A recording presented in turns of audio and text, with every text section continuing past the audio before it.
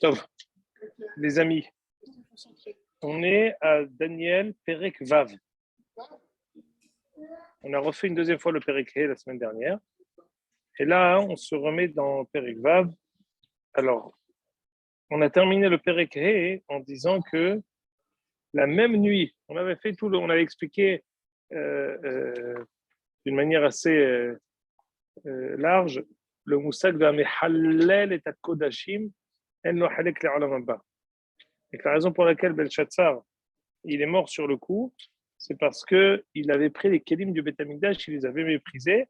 Et le Perek termine en disant Beh Belelia, Ketil Belshazzar, Malka Kazdaya.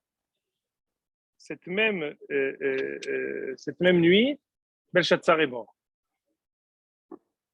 Lui, il avait eu comme une vision, c'est une vision pas seulement une vision qui était de nuit, un rêve, mais c'était une main matérielle qui est venue et qui a écrit Mene Mene Tekel Ufarsin, comme quoi sa malchoute allait être coupée, elle avait été pesée, elle allait être coupée, elle a été transmise, elle allait être transmise à Paras ou Madaï. Donc Paras ou Madaï, c'est la même chose, on va voir tout de suite. Oui, mais c'est Paras ou Madaï, toujours ça va ensemble. Mais les malchés Paras ou Madaï, elle dit oui, mais c'est la même malchoute. On dit malchoute Bavel, on dit malchés Paras ou Madaï, on dit après Galout Yavan et après Galout Edom.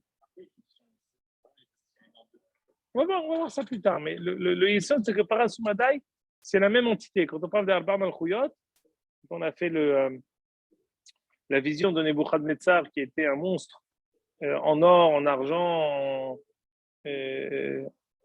en cuivre et à la fin en fer. Les 4 Malchouyot, c'était ça. Et là, on est en argent, Paras ou Madaï. Alors.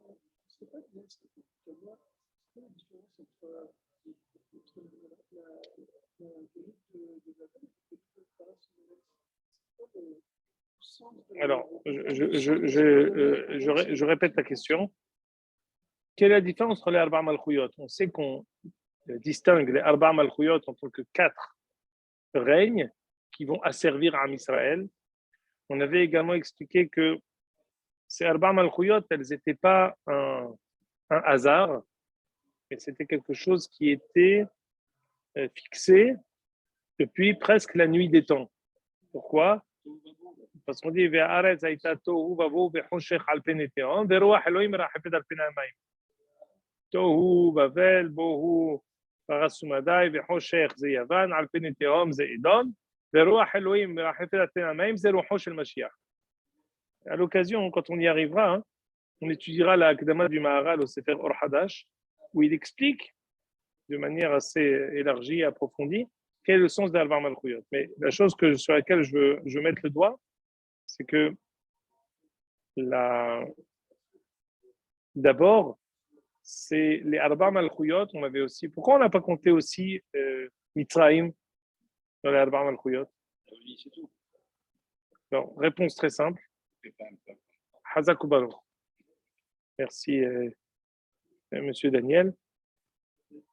On compte les Arba Malchouyot qui vont servir à Israël après qu'on ait été une entité et un peuple.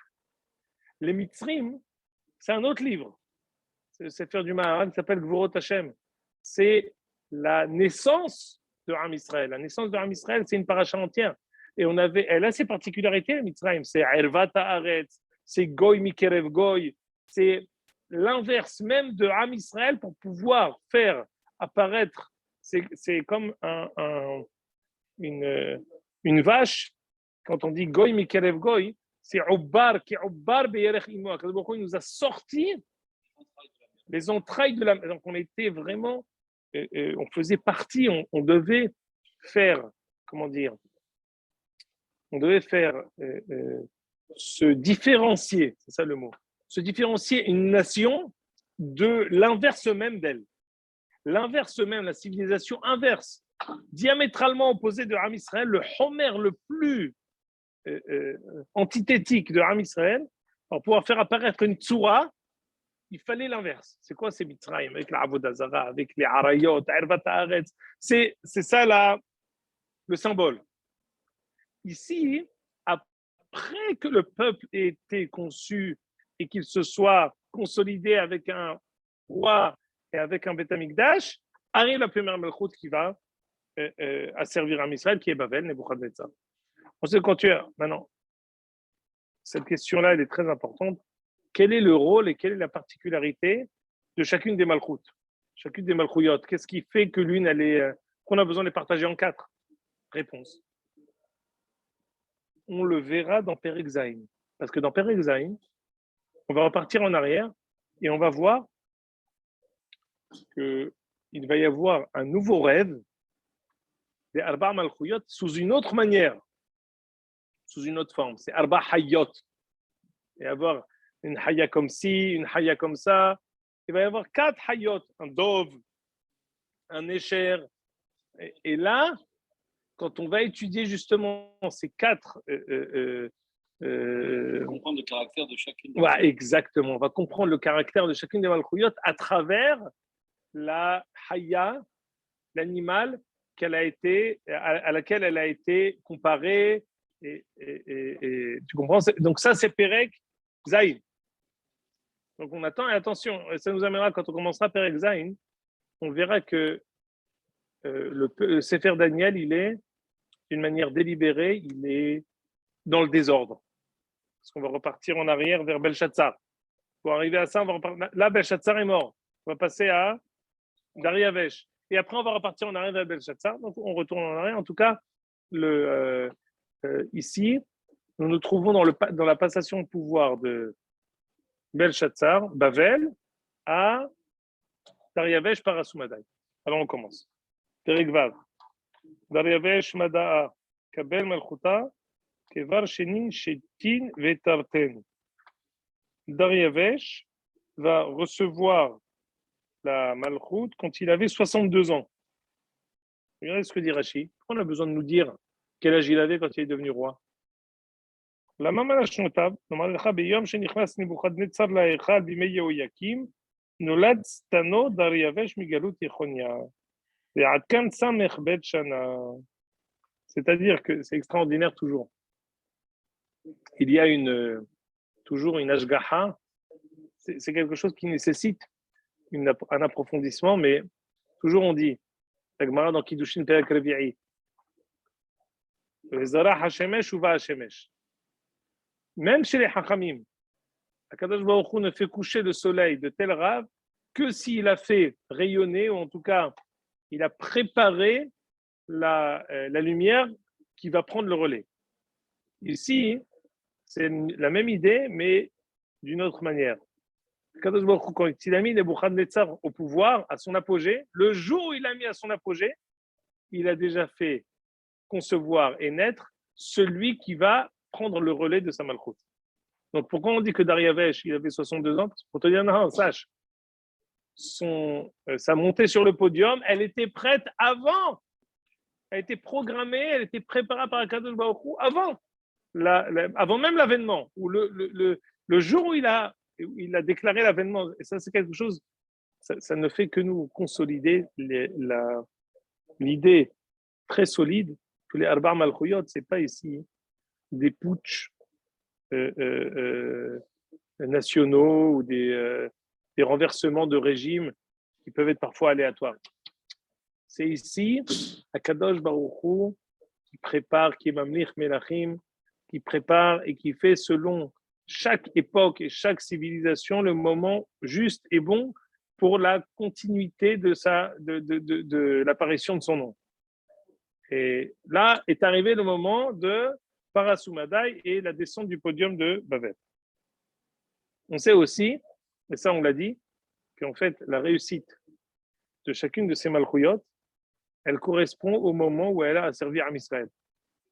Au même moment où ils ont arrêté d'asservir à Israël, pas seulement assujettis en tant qu'esclaves, mais être, on va dire, Yadal Alyona, d'avoir une emprise sur Israël. Le jour où ils descendent aussi de Bamata Historia, du podium et de la scène de l'histoire. Ça, c'est en général, tous les shiurim du Ramazouz, en général, ils répètent ça. Quand ils parlent de la Nitzchiout de Ham Israël, la Nitzchiout du Shabbat, ils disent, mais en fin de compte, toutes les civilisations dont tu parles, J'ai fait l'école publique en France. On apprend sur les différents giborim qu'il y avait en Grèce. On apprend sur la Avodazara de Grèce, Zeus, et on apprend toutes ces choses-là, et les dieux de l'Olympe, Avodazara, Gemura. Mais qu'est-ce qui reste de tout ça? Qu'est-ce qui reste de la Chokhma des Grecs? Qu'est-ce qui reste? Où ils sont maintenant? Où ils sont dans l'histoire? C'est la caillou dans la chaussure de l'UE. Oui, mais bien sûr, non, je dis pas. Aristote, non, il n'y a pas de problème. Ce que je veux dire ici, c'est que sa place prépondérante, la civilisation n'existe plus. N'existe plus.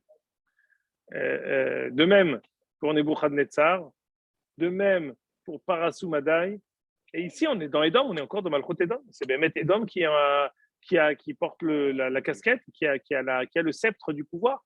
De plus en plus, on le voit. Mais toute leur force, d'où elle provient? De la possibilité de servir Am Israël. Là, on verra ça quand on étudiera Perek Zayin. L'interaction avec Am Israël, la chose qu'ils arrivent à faire naître et à générer en nous et dans l'histoire de l'humanité, c'est ça ce qui leur donne leur raison d'être. Et j'allais même dire leur justification. C'est-à-dire que sinon, ils n'ont pas de raison d'être. Dès qu'ils terminent, alors ils tombent. Oui, pardon, monsieur Adimé. Selon laquelle on est sur le devant de la scène à chaque fois. Bien sûr. Alors qu'on n'est rien, a priori. Enfin, dans l'histoire du monde, on n'est rien. Mais en fait, tout est autour de nous. Tout est autour de nous. 80% des lois qui sont des résolutions à l'ONU sont pas d'Israël. C'est vrai, 80%. 80% des résolutions à l'ONU contre Israël. En rapport avec Israël. C'est inimaginable. En tout cas, ici dans la comment dire?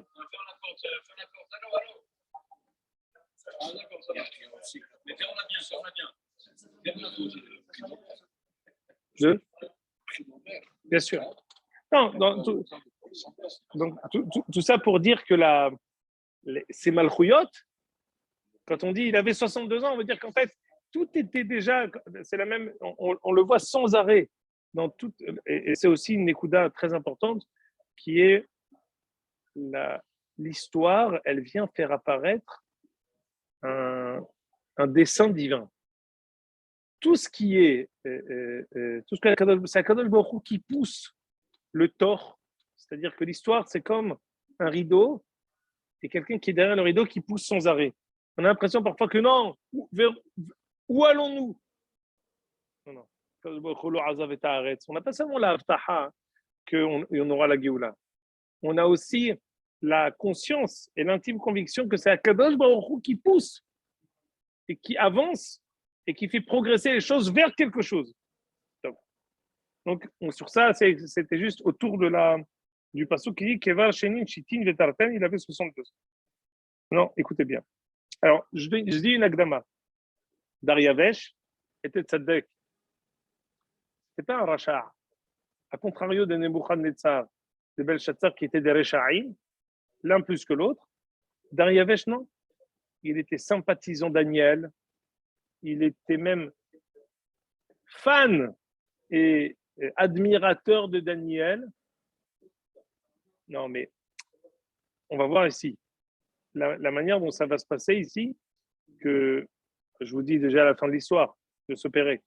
Daniel va être jeté à la cage au lion. Par qui?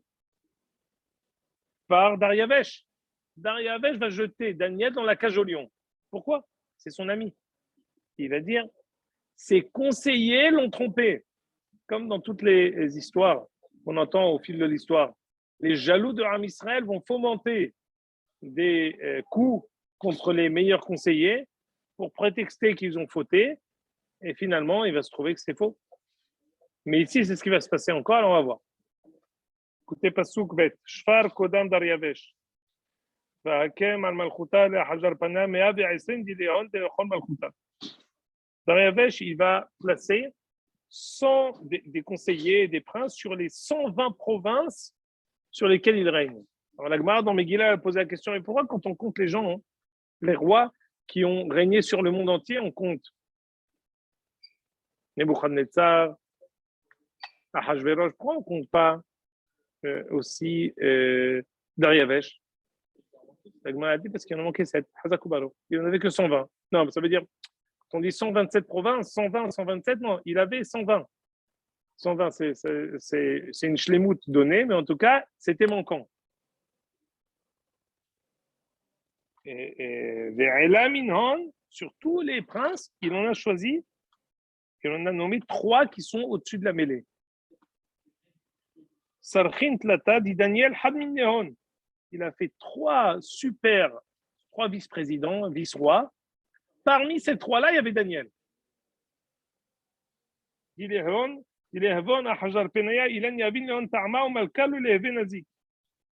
Que quoi qu'il fasse, le roi ne leur fera jamais rien.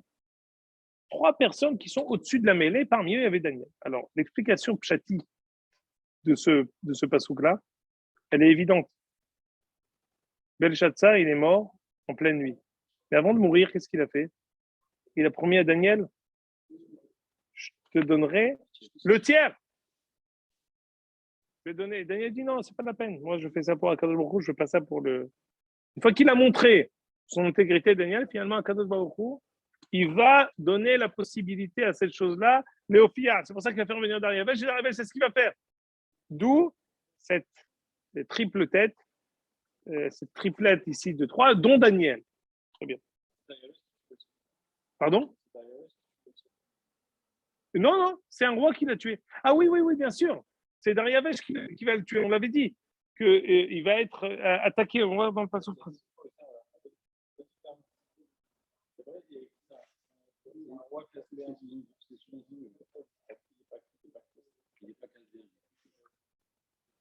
Mais ici, ce que je voulais expliquer, c'est la juxtaposition quand on dit Ve Dariavesh, quoi, c'est ce Vava Hibour, pour dire que maintenant Dariavesh, il ne vient que pour les Otsi et la Poal. On avait ramené au nom du Sefer Yosifoun que Dariavesh est venu, lui avait coupé la tête à Belshazzar, il l'avait amené en trophée. C'est comme ça qu'il avait réussi à renverser le régime. Donc, on continue. Et là, ok. Pasuk Dalet. Et Daïn, Az, Daniel Dena, Ava Mitnatse, Azarchaya, Hajdar Panaya. Kol Koval Diroah Yatirabe, Molka Asit la Kamute al Kol Malchuta. Daniel était tellement intègre et hors du commun que le roi a pensé à l'élever au-dessus des 3. Il a voulu le mettre sur un piédestal par rapport à ses 2 autres compères, ses pères. Et Daïn Sarchaya, il devenait fou. Ses semblables devenaient fous. Ils ont dit, il faut qu'on trouve, il faut qu'on fasse tomber Daniel, parce qu'il commence à nous détrôner, il commence à nous énerver bien sérieusement. Il ne trouvait aucune manière de pouvoir le faire tomber. Kol Koval dit, mais il était tellement fidèle.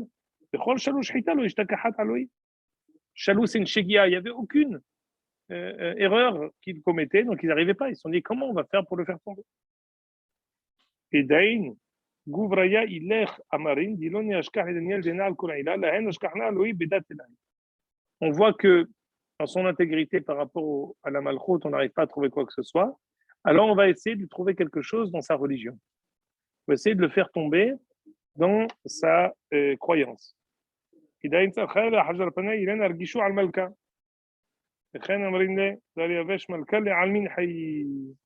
Alors les princes sont partis voir Dariavesh et ils lui ont dit vive le roi. On a tous pris conseil. Sirnaya, Hajdar Penaya, Davaria ou Pahavata, tous les ambassadeurs, maires, sous-maires, vice-présidents, les Kayama, Kayamalka, on a pensé faire un décret où le Takafa et Sar et décréter un arrêté municipal dit Koldi Vaou, toute personne qui veut implorer son Dieu, toute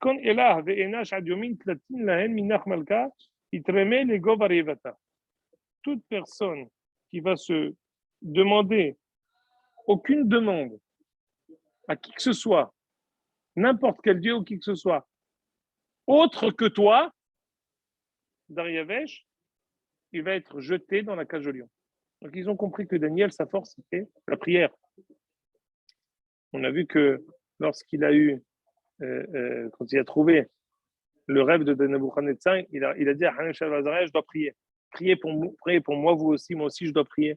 On voit que sa force à Daniel, c'est Elohim Aniyare, c'est sa prière. Qu'ils ont dit, on va interdire le culte et si quelqu'un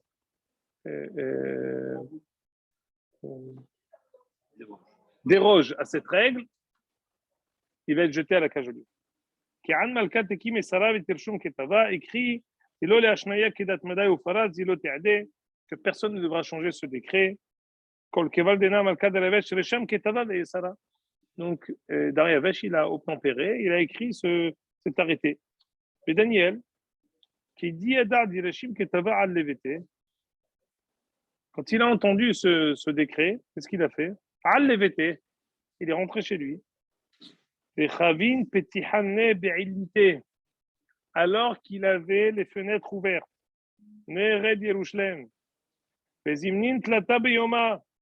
Trois fois par jour,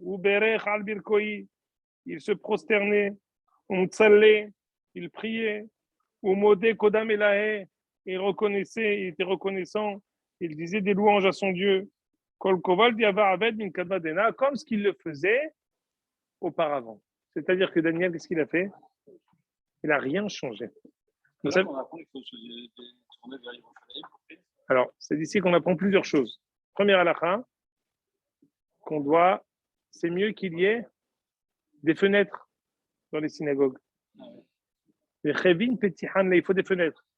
Alors, Benoëna, il dit il faut des fenêtres pour qu'on a les irat shamaim, pshuto, pour voir le ciel. Quand on voit le ciel, ça. Mais on dit à l'image de Daniel, parce que bon, à l'image de Daniel. Pourquoi Daniel a fait ça? Parce que d'avoir la grandeur de la création, ça donne. Selon le Sod, il faut 12 fenêtres. C'est là. Mais ici, on a combien? Non, c'est rien du tout. On peut être aussi dans un martet. C'est là. Mikvat, ça passe. Mais, normalement, il faut des fenêtres. Ça fait partie de la. Tu vois, toutes les synagogues qui ont été construites, mis à part naturellement la volonté d'avoir des fenêtres, toutes les synagogues, elles ont beaucoup de fenêtres. Ça fait partie de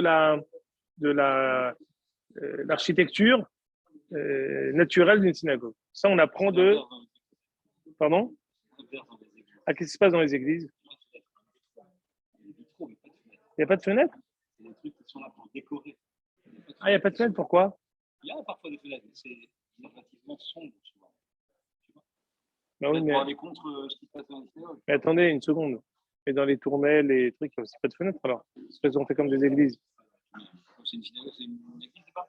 Non, mais les grandes synagogues comme la Victoire, les tournelles. Non, ça c'est parce que les ont pris exemple sur les couilles. C'est ça ce que je me demande. Mais est-ce que là-bas, ils ont quand même essayé de mettre des fenêtres? Parce que c'est vrai que quand je réfléchis, ils n'ont pas de fenêtres, je crois. Pardon? Les constructions qu'on a mis ici, construction, sont des constructions. Je ne sais pas vous dire, moi. Oui, c'est l'architecture qui était là-bas, ils se sont inspirés. Tu veux dire quoi à l'envers? À l'envers de la normalité, c'est-à-dire qu'on se tourne à l'envers de Jérusalem. Bon. Alors, deuxième halakha qu'on voit ici. Non, mais c'est parfois indépendant de leur volonté, parce que c'est la construction qui est faite comme ça. L'entrée de la rue, elle est là, et tu fais comme ça, donc parfois c'est pas. Ah, la synagogue. Oui. Il y a eu des contestataires c'est des contestataires qui étaient donc plus ou moins réformés, qui ont créé la loi. Al-Kol Panim, Chevin Petit Hanle, il faut des fenêtres dans la synagogue, comme Daniel qui avait des fenêtres quand il priait. Autre chose, la Gemara, elle apprend qu'on prie 3 fois par jour. Vous voyez? Zimnin Tlata Beyoma. parce qu'on a institué Shahrit min Ha'arvit, Erev Avoker et Tzaoraim Masiha Ve'ehme, même si normalement, pour le Vaishit Peladam Kolayam Kulo, il faut prier toute la journée. Il y a 3 moments. Et on voit ici que Daniel était Neged Yerushalayim. Il était vers Jérusalem. Alors écoutez bien. La question, elle est très importante ici. Et comment Daniel il a fait ça? Normalement, on ne se sacrifie pas pour ça. Il devait se sacrifier. Ils lui ont dit, si tu pries, tu vas être jeté Begova Arayot. Pourquoi Daniel il a prié? S'il était parti vers Moshe Rabbeinu, qu'est-ce qu'il aurait dit Moshe Rabbeinu? Il lui aurait dit, écoute, c'est pas Gilou Arayot Shfichut Damim et Avodah Zara. Ah. Alors, M. Pardon nous dit, c'est Xerat Shmad. C'est-à-dire que toutes les mitzvot ou la malchoute, elle nous force à enfreindre. Alors même si c'est Arakta de Messané, même si c'est la couleur des lacets de chaussures, on doit se sacrifier. Alors, j'ai plusieurs choses à dire ici. On connaît tous la Gemara archi-connue à propos de Elisha Baal Knafaim. C'est quoi Elisha Baal Knafaim? Le Tefillin. Quelqu'un qui a mis la malchoute, elle a demandé d'arrêter, de ne pas mettre les Tefillin. Et lui, il l'a mise. Il les a mis quand même.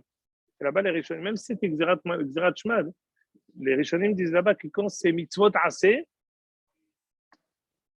tout ce qui est Xerat Shmad, c'est sur l'ota'ase.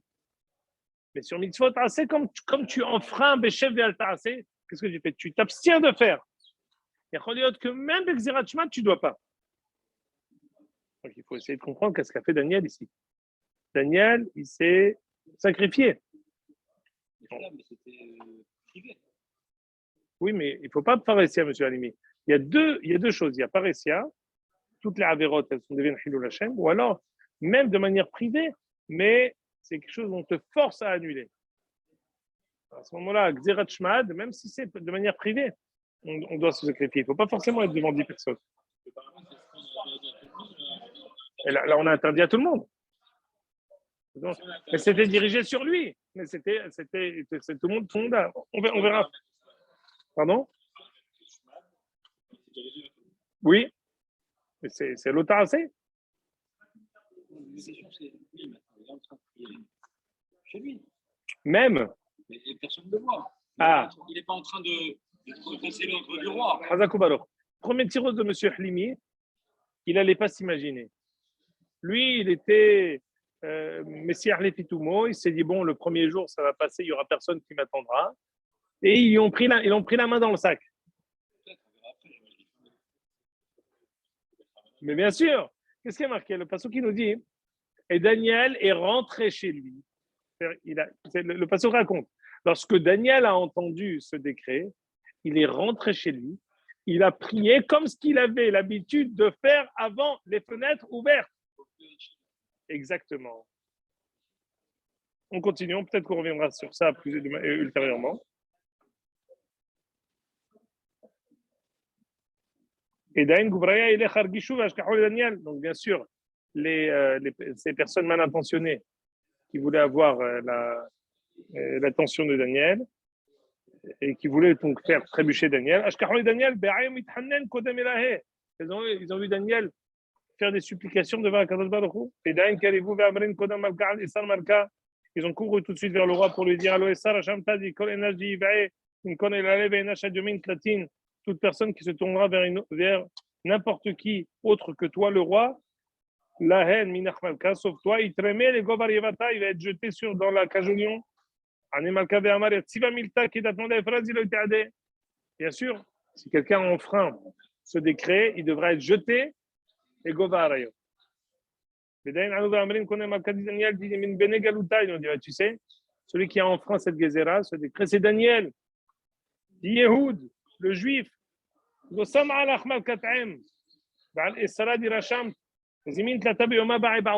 prie 3 fois par jour et il ne tient aucun compte de ton décret.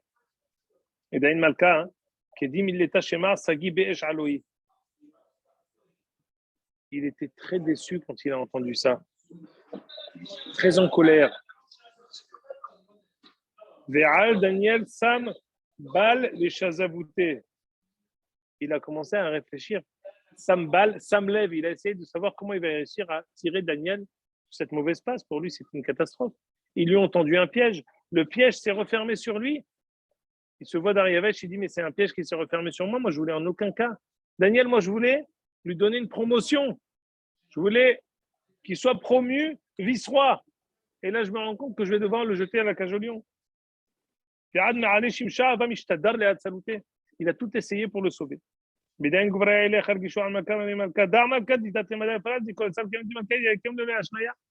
a dit, tu n'as aucune chance de pouvoir remettre en cause le décret que tu as fait, parce que tu as dit qu'on ne peut pas changer. Elle n'est Hachiv, comme ce qu'on a avec Esther.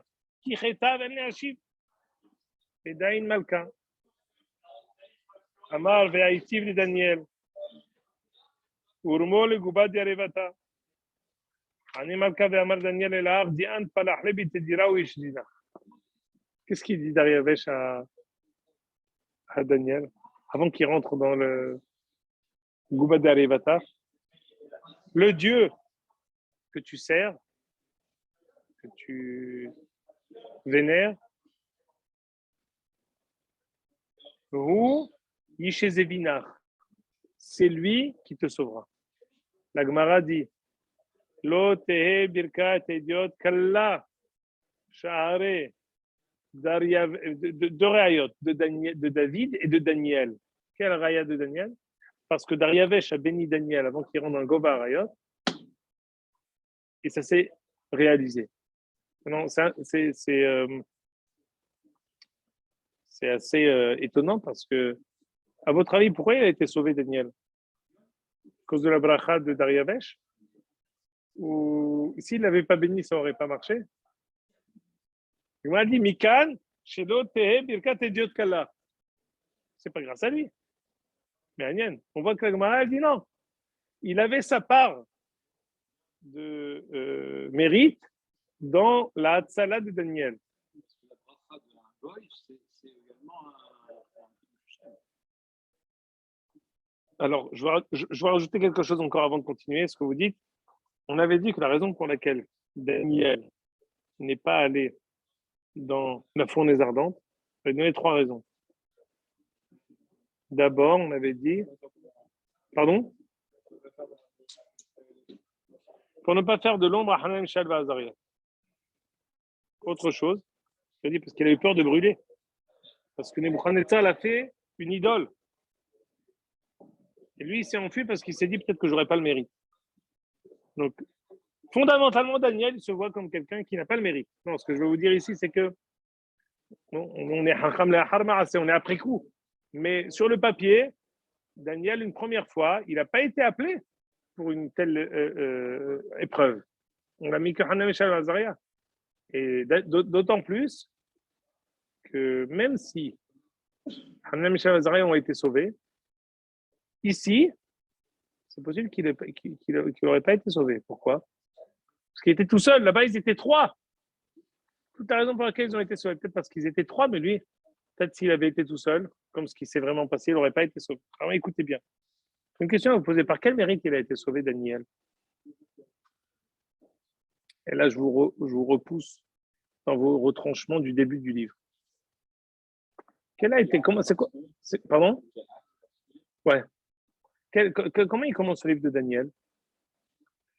Que Nebuchadnezzar, il a demandé de prendre les petits jeunes, les meilleurs, qui se retirent. Hazak Baruch. Loïd Gaël Befatba Gameler. Daniel a dit, moi, je ne mange pas ce qu'on me donne. Je mange que kasher. Il a pris des éronim, il a pris des petites graines, des grains. Il a dit, je ne mange pas. La Gemara dit, bizrout, qu'il a chamar, il s'est gardé de manger pas kasher, il a gardé son tselem elokim. Les lions ont eu peur de s'approcher de lui. Midda keneged midda, il s'est empêché de manger, les lions se sont empêchés de le manger. Mais c'est amok dans le tselem elokim de la personne, il n'est pas sali. Son tselem elokim, en mangeant des choses pas cachées. J'ai une autre question encore. Je crois qu'on va devoir s'arrêter bientôt pour Arvit est toujours à 8 heures. Ah oui, la pizzeria sur Osiel, à Ça l'extérieur. fait loin pour vous. Pas de chez moi. Là,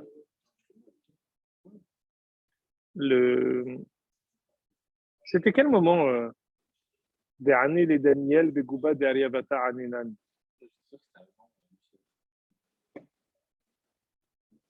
C'est à quel moment, non, je vous dis, dans le Tzedihot, d'ailleurs, c'est quel ordre? العني برمان يشمل إثبات شيء لا كمان يعني شيء حاطه يعني حمش هذا non non c'est bien parce que Hanel Michel Azaria c'est d'abord dans le Hanenan et après dernier c'est comme c'est bien et c'était quand dans quel moment c'est Rosh Chodesh Heshvan Rosh Chodesh Tevet c'était quand cette histoire de dernier et Daniel et Begouba d'Ariavata c'était Loul non l'épisode ce qui est fort, extraordinaire. Je l'ai appris aujourd'hui. J'ai une longue liste de choses qui se sont passées ce jour-là.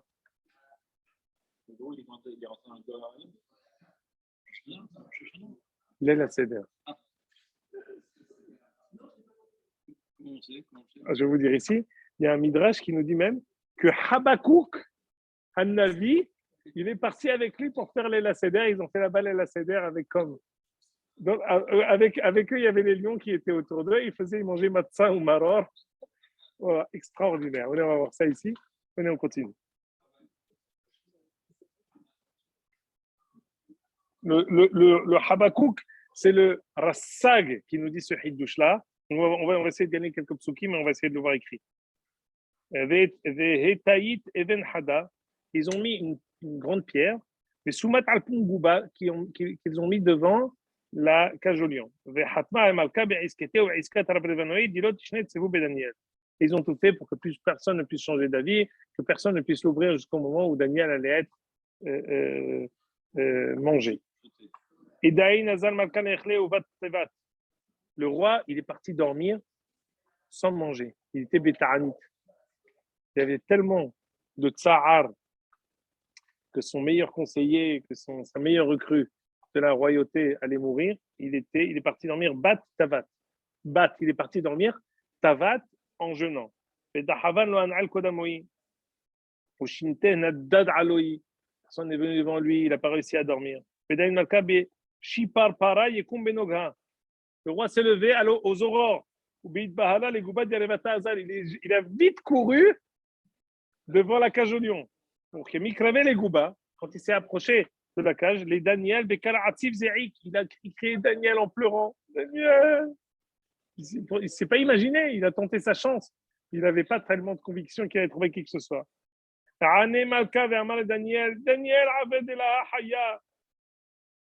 Daniel, celui qui sert un Dieu vivant, est-ce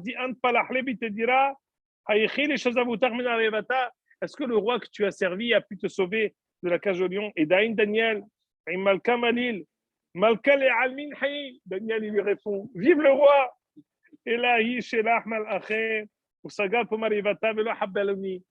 a fermé un malach est venu, il leur a fermé la bouche. J'ai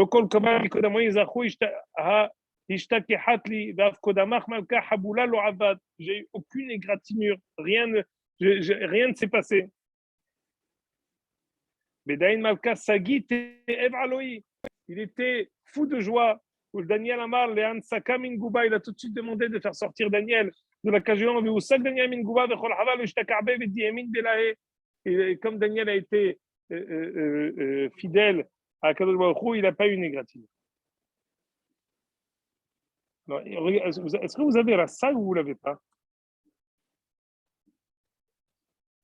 Rav Saadia Gaon, vous l'avez ou vous ne l'avez pas? Moi, je vais vous lire ici ce qu'il dit. Avgdola mizo asaimi, asher evi Habakouk anavi me'eretz Yehuda, והרוחת פועלי שדה ועמו יחדיו הביאו אליי, אכלנו, שתינו יחד והיללנו שם הבורא. ואז הלך לדרכו על ידי המלאך. Il est le Targum. Il n'y a pas de Targum ici. Le Midrash dit, attendez, je vous récite une minute. Oui, il n'y a pas de targum, une seconde.